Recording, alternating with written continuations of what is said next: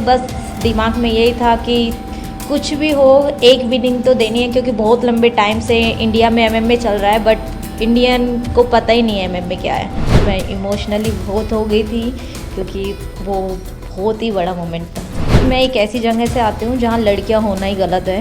मैं बचपन से ही लड़कों से नफरत करती थी, सॉरी।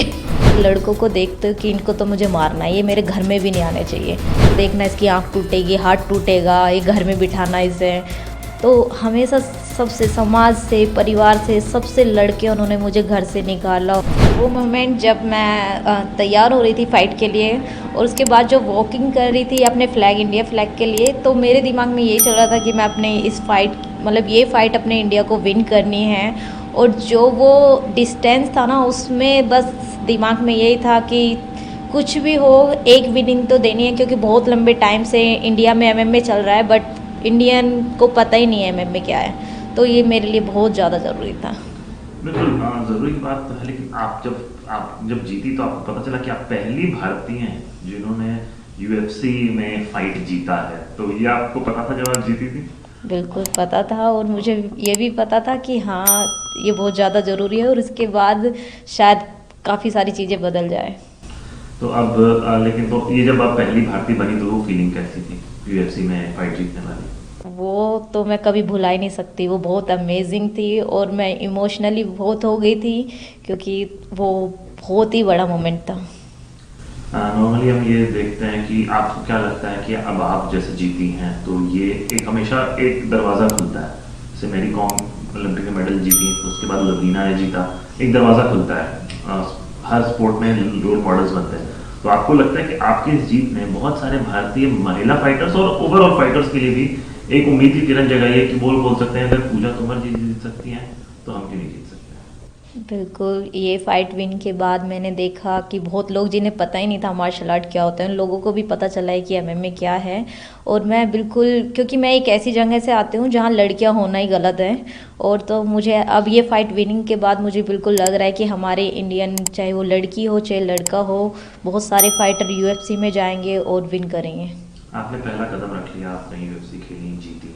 अब अगला मुकाबला आपके साथ 3 महीने बाद है, उसको लेके अभी से दिमाग में चल रहा है? अभी ब्रेक क्या क्या आपका टारगेट है अगला? बिल्कुल, मुझे काफ़ी सारी लास्ट फाइट में, मतलब मैं बहुत अच्छा करना सोचा था बट थोड़ा सा हो सकता है बहुत सारी चीज़ें रही हो तो परफॉर्मेंस इतनी अच्छी नहीं थी। तो मुझे यही है कि जो चीज़ें पिछली फाइट में गलतियाँ रही हैं वो गलतियाँ सुधारनी है और हार्ड वर्क करना है नेक्स्ट फाइट के लिए, कि वो 3 राउंड ना जाएं, किसी चीज़ में डिसीजन में ना जाएं, कि मैं जल्दी ये फाइट, अगली फाइट फिनिश करूं। बिल्कुल। कैसे ये यूएफसी में जाने का ये हुआ कैसे? कैसे ये मतलब ये सफर कोई बताया कि यूएफसी आप गई कैसे? ये सफ़र बहुत लंबा है और शॉर्टकट में बताऊं तो मैं बचपन से ही लड़कों से नफरत करती थी, सॉरी। और मुझे ये था क्योंकि फैमिली में लड़का चाहिए था सबको, चाहे वो मेरी दादी हो, मम्मी तो नहीं, मम्मी तो हमेशा लड़कियों से प्यार किया है, पापा जी को भी एक लड़का चाहिए था। तो मुझे ये हो गया था कि लड़कों को देखते हो कि इनको तो मुझे मारना है, ये मेरे घर में भी नहीं आने चाहिए। तो तब से ये हो गया था कुछ जैकी चैन की मूवी देखना और मार्शल आर्ट सीखना, कि अगर थोड़ा सा भी कहीं झगड़ा हुआ तो मैं उनको मारूंगी।